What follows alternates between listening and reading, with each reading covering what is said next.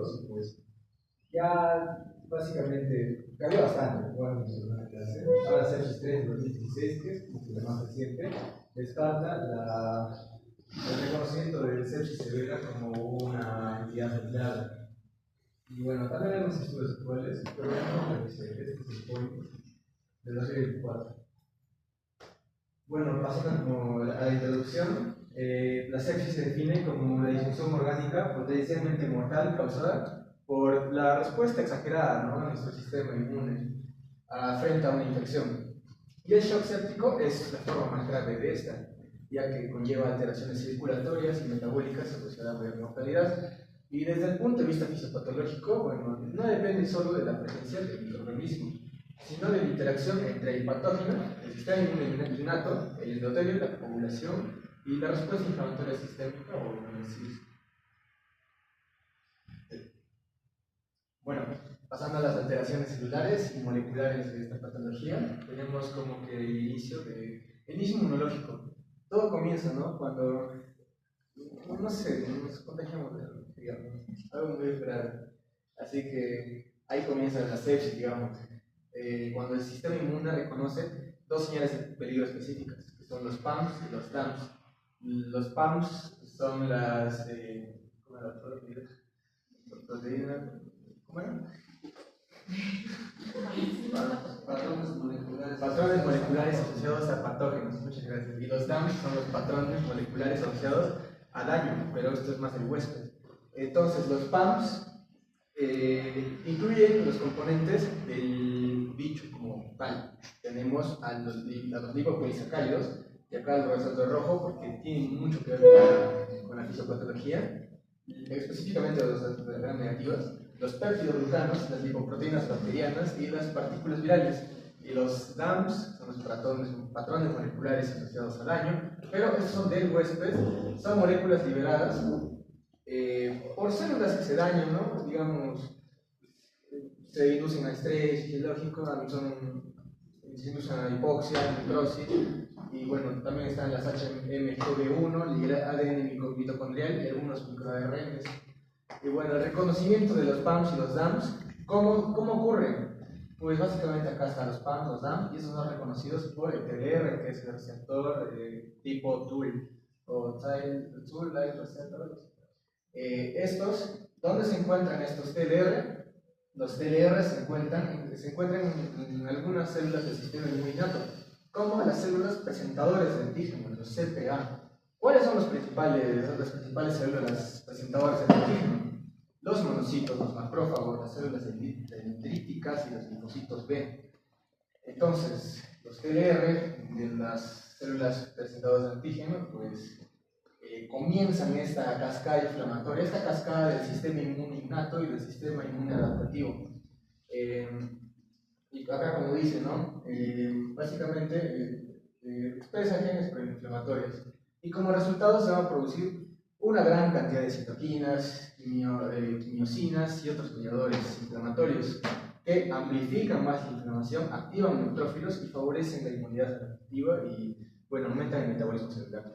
¿Qué hay importante acá? Pues recordemos que los PAMs si son del patógeno como tal, es como un círculo vicioso porque estas células presentadoras de antígeno reconocen a los PAMs, pero a la vez estas células desencadenan una respuesta inflamatoria, liberando las citoquinas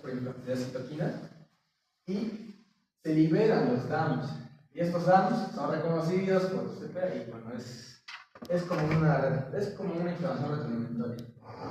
Y acá bueno, esta imagen tenemos, ¿no?, la activación del sistema inmune innato y el adaptativo, y hay ciertas características que vamos a mencionar más tarde, como la inmunoparálisis, que básicamente favorece a las infecciones nosocomiales, a las reactivaciones virales y a las tolerancias de neurotoxinas. Esto puede deteriorar al paciente y pues causar posterior falla multiorgánica. Bueno, como mencioné, la verdad hay bastantes citocinas y mediadores inflamatorios, pero creo que los que más vemos en todo lado es a la interleuquina 1, a la interleuquina 6, a la 8, a la 10 y a la 18 y al factor de necrosis tumoral alfa. Bueno, no los mencionaré, pero causan mucho de los síntomas, ¿no? La mayoría son pirógenos, son pirógenos quimiotácticos, inhibe la síntesis de radicales libres, ¿no? Y bueno, no voy a mencionar todos, son bastantes, si quieres revisar esto. Pasamos a las endotoxinas y mediadores. Como mencioné, es muy importante entender lo que es los PAMs, el lipopolisacárido. El lipopolisacárido de las bacterias gram negativas es uno de los inductores mejor caracterizados de la sepsis y shock séptico. De hecho, en animales experimentales, claro, se les indujo estos lipopolisacáridos y la gran parte de estos animalitos reprodució gran parte de las alteraciones hemodinámicas inflamatorias del cuadro clínico de la sepsis y el shock séptico. Bueno, ¿cuáles son las principales dianas? El sistema monocito, macrófago y las respuestas a lipopolisacáridos. Bueno, entre ellos también sacan los LDP, que facilitan su reconocimiento, o sea, los lipopolisacáridos se unen a los LDP, pero para facilitar el reconocimiento, ¿no?, de estas sustancias, la BPI y la CD14, que transfiere su señal hacia el TDR4. Luego tenemos la activación la activación por los lipopolisacáridos induce la síntesis de los factores que ya mencioné, la interleuquina 1, 6, 8 y el factor humoral, interferones. Bueno, todo esto también incrementa la producción de los ROS, los eicosanoides y el óxido nítrico. Y recordemos que el óxido nítrico es potente vasodilatador. Así que todo esto va a contribuir a la vasodilatación, al estrés oxidativo por los ROS y a la disfunción vascular, ¿no?, por todos estos elementos. Ya, tenemos a los neutrófilos, el complemento y bueno, las redes extracelulares. ¿Qué pasa? ¿Cuál es la respuesta de nuestro cuerpo? Que liberan neutrófilos. Liberan y pues al liberarlos también los liberan de formas inmaduras desde la médula ósea. Que estos, al ser inmaduros, pueden presentar una menor capacidad fagocitaria, o sea, pues no cumplen bien su trabajo, por así decirlo, y pues esto puede causar mayor capacidad lesiva sobre el tejido. Además, estos componentes forman redes extracelulares o los NETs que inmovilizan patógenos, que es bueno, pero también favorecen a la inflamación persistente, al daño oxidativo y a la activación de la coagulación, lo cual es malo. Y bueno, en pacientes con peor evolución clínica se ha descrito la presencia de estos NETs celulares. Bueno, el sistema de complemento también participa de forma relevante, especialmente a través del C5A y su receptor. La activación excesiva de este complemento favorece a la disfunción de neutrófilos, apoptosis de linfocitos y coagulopatía con estado protrombótico y bloqueo fibrinolítico. Esto muestra que desde etapas tempranas, inflamación, inmunidad innata y coagulación están demasiado integradas. Y acá hay un pequeño resumen de todo lo que dije y todo lo que se mencionará. Básicamente, todo inicia, ¿no?, con bacterias, hongos y virus que manifiestan estos PAMs, que liberan los PAMs que mencionamos, endotoxinas, peptidoglucano y partículas virales, y los DAMs. Todo esto, pues, es detectado por las células, las CPAs, las células presentadoras de antígeno. Estas representan al linfocito T, y bueno, es una cascada que van a explicar más adelante. Acá tenemos los neutrófilos inmaduros, y básicamente todo esto va a desencadenar la liberación de citocinas proinflamatorias. Tenemos todas estas, como ya, también se van a mencionar las alteraciones microvasculares y macrovasculares que pueden causar el CID y pues el aumento del óxido nítrico. Todo esto va a llevar a la disfunción orgánica. Y acá lo mismo, pero más o menos. Ok, hablando sobre el endotelio y las coagulopatías. El endotelio y las coagulopatías de sepsis. La tasa de coagulación va a ser una parte fisiológica en los pacientes que van a presentar sepsis. Pero, ¿qué va a pasar cuando va a haber una alteración de esta? Va a aparecer coagulación intramuscular disseminada. Entonces, van a haber tres factores muy importantes para el CID, que es uno, la activación de la cascada de coagulación, que ya estaba mencionando, dos, la agregación plaquetaria, y tres,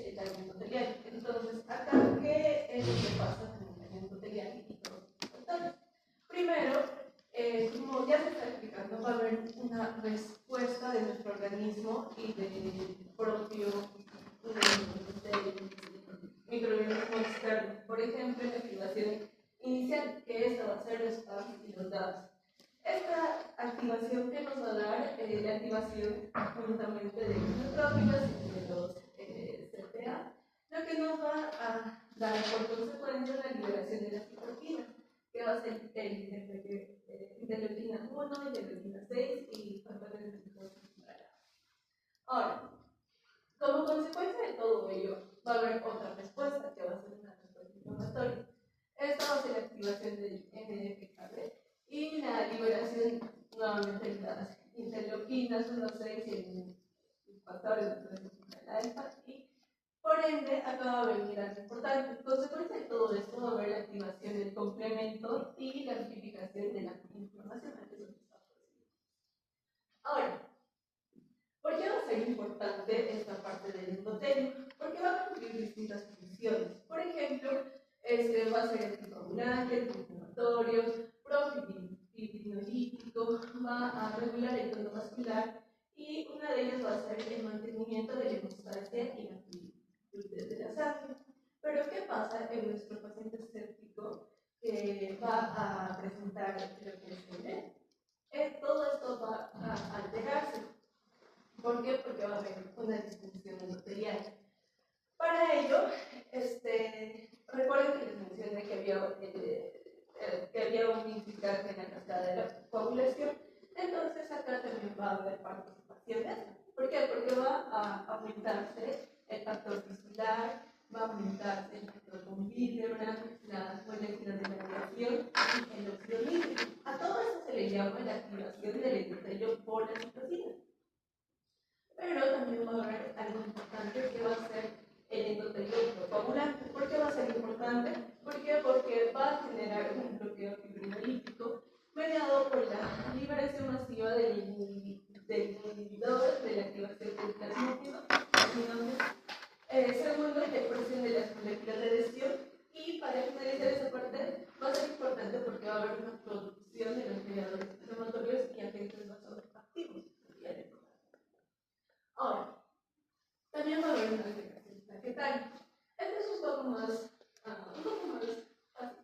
¿Por qué? Porque si bien es cierto, la termocitonia en la sepsis se va a dar de pronto a diversos factores. Para ello, aparecen los mediadores inflamatorios. Estos básicamente van a suprimir la producción plaquetaria. ¿Y cuáles van a ser?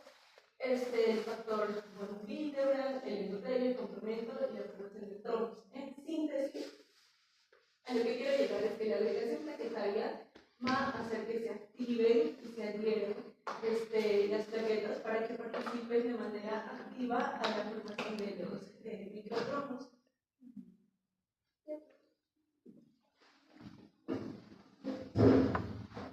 Continuando, vamos a hablar sobre las alteraciones hemodinámicas. En estas vamos a encontrar las que son macrovasculares y microvasculares.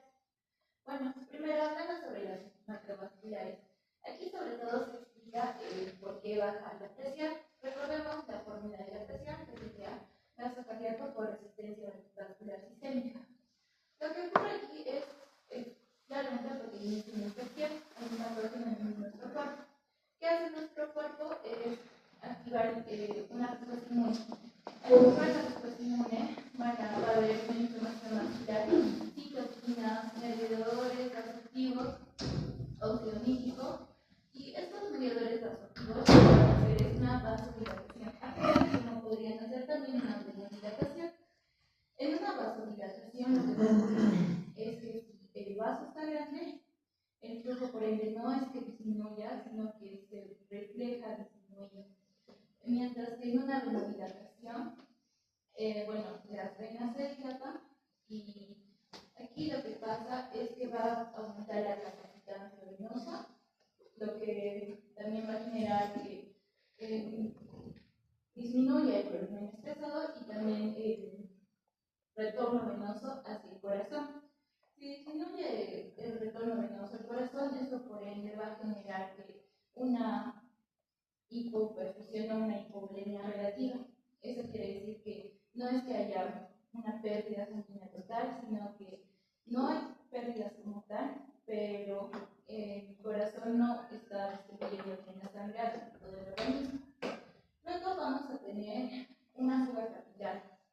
Esto es por un daño al endotelio, que también los mediadores olfativos y las citoquinas van a generar que el endotelio sea más frágil o sea más permeable, lo que va a permitir la salida de líquido hacia un tercer espacio, generando edema.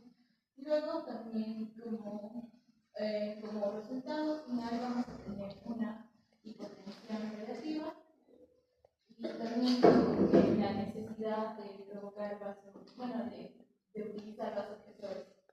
Lo que expliqué aquí sobre todo se refiere más a una fase hipovolémica, donde como les mencioné se va a dar un retorno venoso que nos va a dar una hipotensión relativa. Esto podría ser influido por lo que son unas pérdidas relativas, tanto como absolutas, que podrían darse por una fiebre inacética. Luego tenemos a la fase hipodinámica. Aquí lo que vemos es qué es lo que hace el corazón para compensar esto. El corazón al inicio lo que va a hacer es provocar taquicardia y también aumentar el gasto cardíaco. Entonces, esto también va a generar que haya una resistencia periférica más baja, incluso tal vez potenciar lo que es una hipovolemia. Y por último, la fase cardíaca en sí sería la disfunción cardíaca. El corazón, al tratar de compensar, también va a cansarse, deprimirse, entonces va a bajar el gasto cardíaco y eso se va a vincular más a lo que es una disfunción multiorgánica y a lo que son las alteraciones microvasculares. En las alteraciones microvasculares vamos a ver sobre todo lo que es el daño al endotelio. Como ya lo había mencionado, las citoquinas o las sustancias vasodilatadoras para que el endotelio pase a ser una membrana permeable, proinflamatoria y protendórica. Bueno, aquí también lo que va a influir es la pérdida de glicocálidos. La pérdida de glicocálidos va a favorecer a los leucocitos a que puedan adherirse más a la membrana y exacerbar la inflamación. De igual manera, como esto es más permeable, va a permitir la fuga de líquidos hacia el exterior, creando un tercer espacio, también favoreciendo a los ritmos tisulares y de igual manera esto va a favorecer a la hipoperfusión.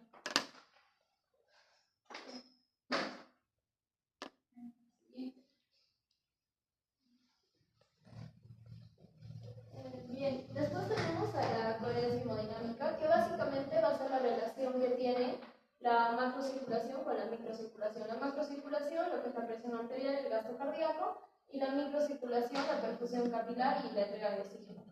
El tratamiento de shock tradicionalmente busca mejorar lo que es el flujo capilar, pero el flujo capilar aparentemente normal no garantiza que haya una adecuada entrega de oxígeno, digamos, debido a alteraciones en la difusión de nutrientes.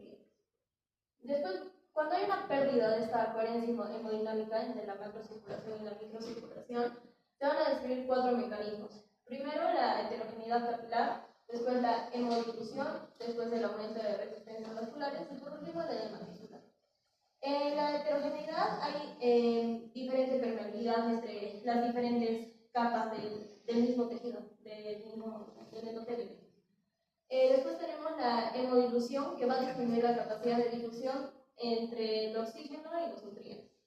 Va a haber un aumento de resistencias vasculares que van a generar lo que es la vasoconstricción o dificultad en el retorno venoso, y el edema tisular, que básicamente hay un aumento de la permeabilidad capilar, que por eso pues, va a generar un edema.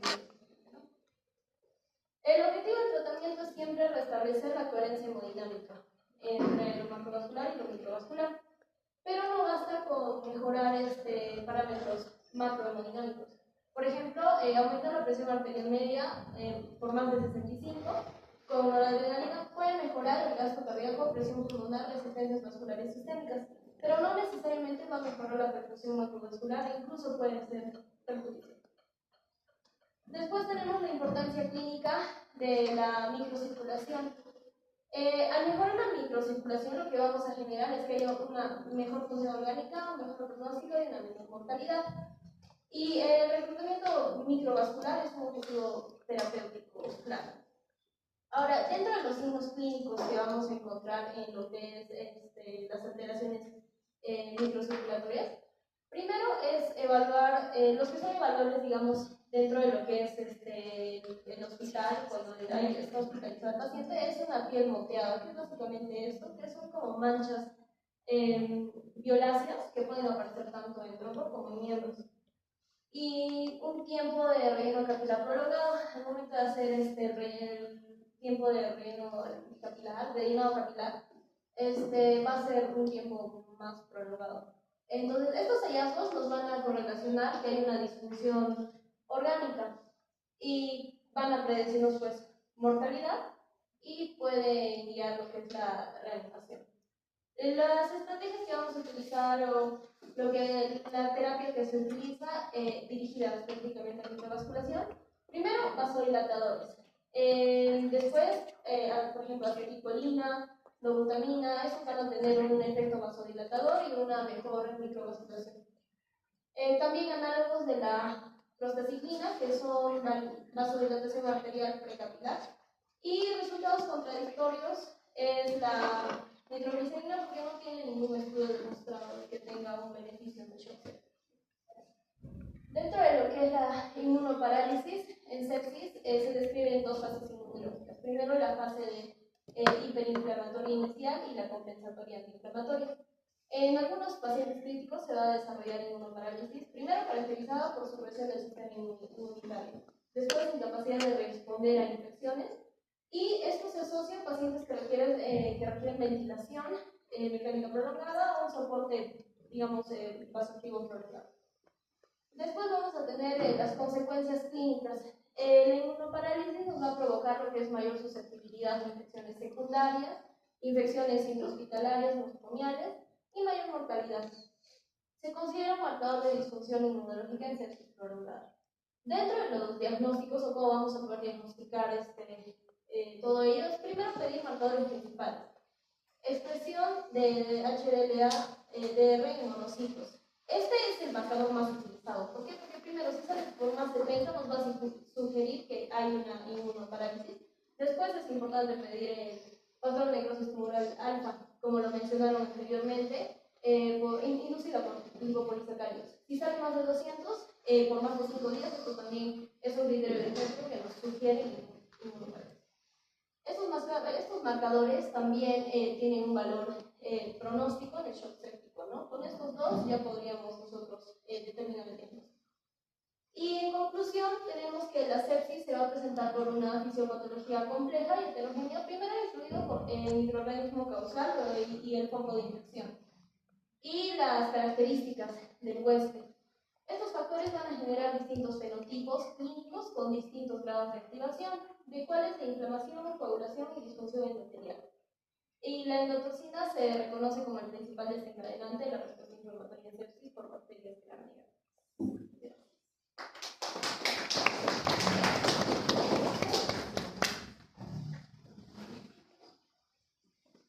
¿Alguna pregunta, chicos? Yo creo que la parte ya está bastante claro, ¿no? Entendiendo la fisiopatología de la sepsis. Ahora, hay que entender un poco la fisiopatología para entender el manejo, ¿no? Porque no todo siempre es manejo de fluidos, ¿no? Sobre todo cuando hay este tipo de shock. ¿Qué tipo de shock se producen las sepsis, chicos? ¿Qué tipo de shock es el que se produce en las sepsis? Hipovolémico. No es hipovolémico. Shock séptico. ¿Pero cuáles son los nombres? Anafiláctico. La fisiopatología de shock. Anafiláctico. Shock anafiláctico. No es anafiláctico. Neurogénico. Neurogénico, cardiogénico.